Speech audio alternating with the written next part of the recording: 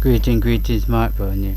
We're going to be looking at how we can actually get Google Classroom right on our desktop right here.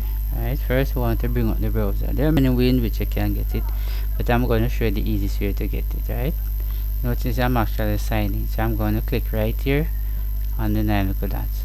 Now when you click on the 9 little dots, this itself is Google Classroom, so I want to click on Google Classroom. Right, now when I click on Google Classroom, definitely what you see happen right here. Notice it show that I have to Google Classroom here, so I want to come right up here that you see the 3 little dots. You're going to click on it. Now when you click on it, you're going to come all the way down. Right, you notice there are more tools. You're going to come across, it's a create a shortcut. You're going to click on that. If you notice right here Google Classroom, it says open as Windows. So you're going to check this box right here, and then you're going to click on the word create. Now when I click on the word create, now this is exactly what happens. So I'm going to close this, and then I'm going to minimize it, and there you go. And there we have Google Classroom right here on our desktop. Can actually open directly as a window.